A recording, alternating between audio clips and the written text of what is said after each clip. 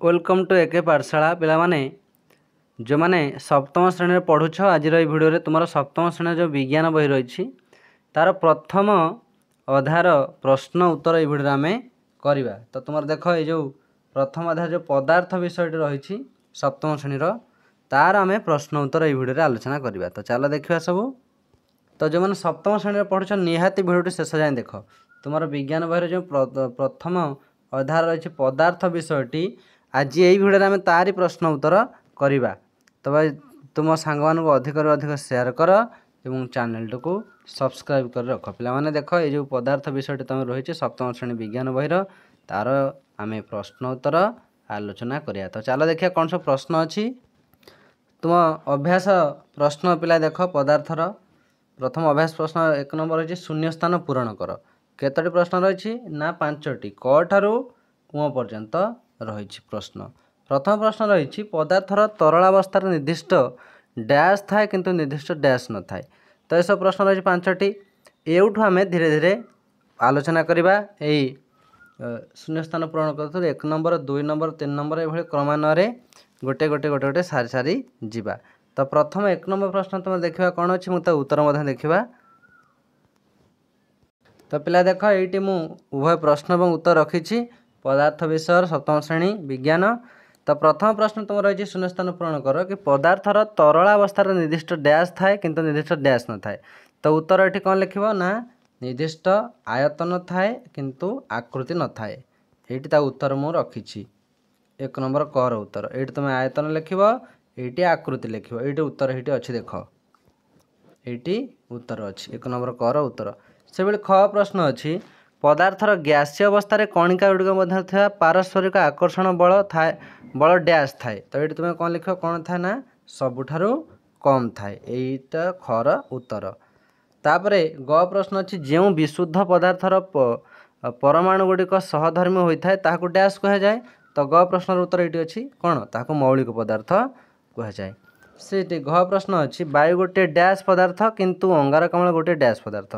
तो यार उत्तर ये देख वायु गोटे कौन मिश्र पदार्थ किंतु अंगारकाम्ल गोटे जैविक पदार्थ ये तार उत्तर अच्छी। उम प्रश्न अच्छी गोटे मौलिक पदार्थ डैश प्रकार अणु न थाए।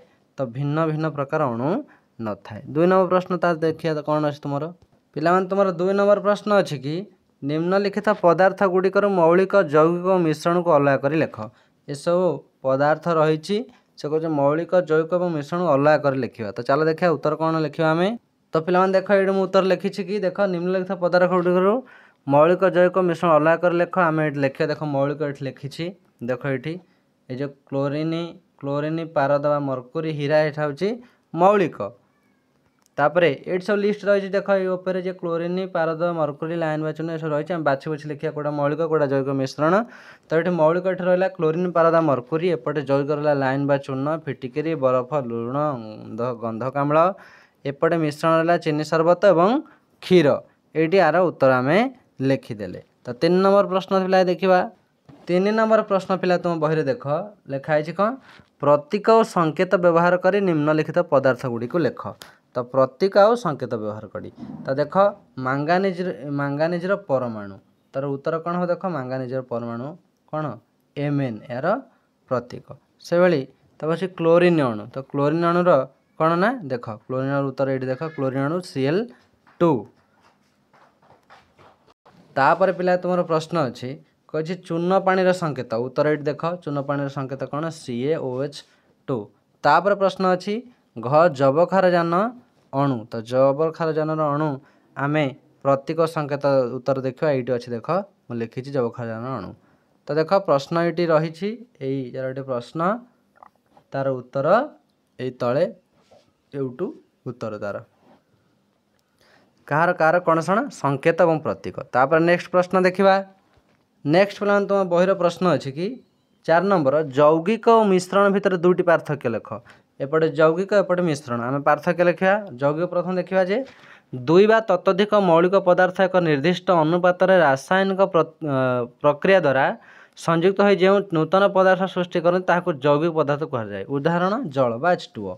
आउ कौन जौगिक उपादान गुड़िक निजस्व धर्म हराई था। मिश्रण कौन ଯୌଗିକ ଏବଂ ମିଶ୍ରଣ ଭିତରେ ପାର୍ଥକ୍ୟ ଲେଖିବା ପାଇଁ କୁହାଯାଇଛି। ମିଶ୍ରଣ ସେମିତି ଯେଉଁ ପଦାର୍ଥରେ ଏକାଧିକ ମୌଳିକ ବା ଯୌଗିକ ବା ଉଭୟ ମୌଳିକ ଓ ଯୌଗିକ ମିଶି କରିଥାଏ ତାହାକୁ ମିଶ୍ରଣ କୁହାଯାଏ। ଏମାନେ କୌଣସି ନିର୍ଦ୍ଦିଷ୍ଟ ଅନୁପାତରେ ମିଶି ନଥାନ୍ତି। ଉଦାହରଣ ଚିନି ପାଣି ସରବତ। ମିଶ୍ରଣରେ ଉପାଦାନ ଗୁଡ଼ିକର ନିଜସ୍ୱ ଗୁଣ ଅପରିବର୍ତ୍ତିତ ରହିଥାଏ। ତ 4 ନମ୍ବର ପ୍ରଶ୍ନ ତୁମ ବହିରେ ଏହି ପ୍ରଶ୍ନ ଅଛି, ଯୌଗିକ ଓ ମିଶ୍ରଣ ଭିତରେ ଦୁଇଟି ପାର୍ଥକ୍ୟ ଲେଖ।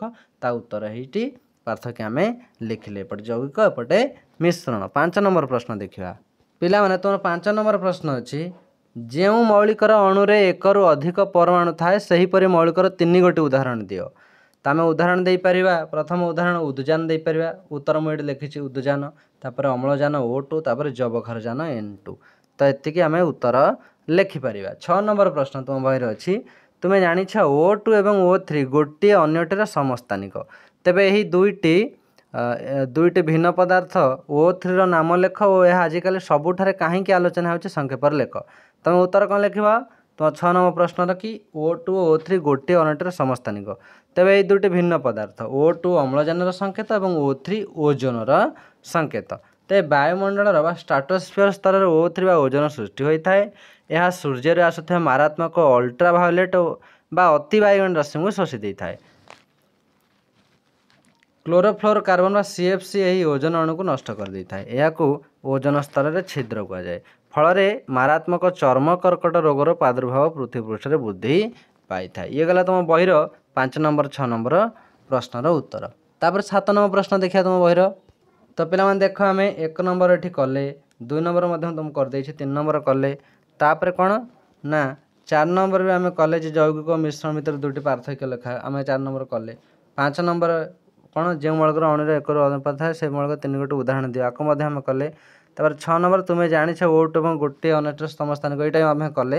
7 ନମ୍ବର ଆମେ କରିବା ଏବେ।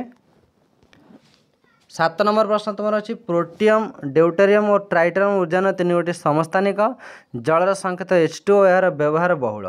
ଡ୍ୟୁଟେରିୟମ୍ ଓ ଅମ୍ଳଜାନ ପ୍ରସ୍ତୁତ ଯୌଗିକର ନାମ ଓ ସଂକେତ ଲେଖ ଏବଂ ସେହି ଯୌଗିକର ବ୍ୟବହାର ସମ୍ବନ୍ଧରେ କ'ଣ ଜାଣିଛ ଲେଖ। 7 ନମ୍ବର ପ୍ରଶ୍ନ ଆମେ ଉତ୍ତର ଦେଖିବା। ତ 7 ନମ୍ବର ପ୍ରଶ୍ନ ପିଲା ତୁମେ ଏଇଠି ଦେଖ ଅଛି, ତାର ଉତ୍ତର କ'ଣ ଲେଖିବ। ପ୍ରଶ୍ନ ଅଛି ପ୍ରୋଟିୟମ୍, ଡ୍ୟୁଟେରିୟମ୍, ଯେଉଁଟା ତୁମ ବହିରେ ଥିଲା, ତାର ଉତ୍ତର ଲେଖିବ କି ଦେଖ ଏଇଠି, ପ୍ରୋଟିୟମ୍, ଡ୍ୟୁଟେରିୟମ୍ ଓ ଟ୍ରାଇଟେରିୟମ୍ ଉଦ୍ଯାନ 3 ଗୋଟି ସମସ୍ଥାନିକ। ଜଳର ସଂକେତ H2O। ତ ଡ୍ୟୁଟେରିୟମ୍ ଓ ଅମ୍ଳଜାନ ପ୍ରସ୍ତୁତ ଯୌଗିକର ନାମ ଭାରି ଜଳ ଓ ଏହାର ସଂକେତ D2O।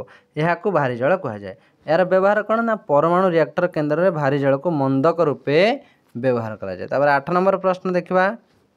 ପିଲାମାନେ ତୁମ ବହିରେ 8 ନମ୍ବର ପ୍ରଶ୍ନ ଅଛି, ଗୋଟିଏ ଧାତୁ ଓ ଅଧାତୁର ନାମ ଓ ସଂକେତ ଲେଖ ଯାହା ସାଧାରଣ ତାପମାତ୍ରାରେ ତରଳ ଅବସ୍ଥାରେ ଥାଏ। ଇଏ ହେଲା ତୁମ ବହିର ଶେଷ ପ୍ରଶ୍ନ। ତାର ଉତ୍ତର ଆମେ ଏଠି ଦେଖିବା। ଉତ୍ତର କ'ଣ ଲେଖିବା ନା ପାରଦ ଏକ ତରଳ ଧାତବ ମୌଳିକ, ଏହାର ସଂକେତ Hg। ତାପରେ ଆଉ କ'ଣ ଲେଖିବ କି ବ୍ରୋମିନ୍ ଏକ ତରଳ ଅଧାତୁ, ଏହାର ସଂକେତ Br। ସେ କ'ଣ କହିଛି, ଗୋଟିଏ ଧାତୁ ଓ ଅଧାତୁର ନାମ ଓ ସଂକେତ ଲେଖ। ତ ପାରଦ ଏକ ଧାତୁ ଏବଂ ଏହାର ସଂକେତ ଏଇଠି ରହିଛି। ବ୍ରୋମିନ୍ ଏକ ତରଳ ଅଧାତୁ, କ'ଣ ଏହାର ସଂକେତ ମଧ୍ୟ ଏଇଠି ରହିଛି, ଯାହା ସାଧାରଣ ତାପମାତ୍ରାରେ ତରଳ ଅବସ୍ଥାରେ ଥାଏ। ତ ପାରଦ ଏବଂ ବ୍ରୋମିନ୍ ଉଭୟ ତରଳ ଅବସ୍ଥାରେ ଥାଏ। ଏହା ଥିଲା ତୁମର ସପ୍ତମ ଶ୍ରେଣୀ ବିଜ୍ଞାନ ବହିର ପ୍ରଥମ ଯେଉଁ ଅଧ୍ୟାୟ ରହିଛି ପଦାର୍ଥ, ତାର ପ୍ରଶ୍ନ ଉତ୍ତର। ତ ପିଲାମାନେ ଦେଖିଲେ ଆମେ ଏଇ 8 ନମ୍ବର ଯାକେ ତୁମର ଯାହା ପ୍ରଶ୍ନ ଥିଲା ତାର ଆମେ ଉତ୍ତର ସିରିଏଲି ସବୁ କରିଲେ। ତ ଯେଉଁମାନେ ଦେଖୁଛ ଭିଡ଼ିଓ ଶେଷ ଯାଏଁ ଦେଖିଥିବାରୁ ସମସ୍ତଙ୍କୁ ଧନ୍ୟବାଦ ଏବଂ ସାଙ୍ଗମାନଙ୍କୁ ଅଧିକରୁ ଅଧିକ ସେୟାର କର। ତ ପିଲାମାନେ ଯାହା ବି ତୁମର ଏଇ ପଦାର୍ଥ ବିଷୟରେ ପ୍ରଶ୍ନ ସବୁ ଥିଲା 1 ନମ୍ବର 8 ନମ୍ବର ଯାଏଁ ସମସ୍ତ ପ୍ରଶ୍ନ ଏବଂ ଏହାର ଉତ୍ତର ଆମେ ଏ ଭିଡ଼ିଓରେ ଆଲୋଚନା କଲୁ।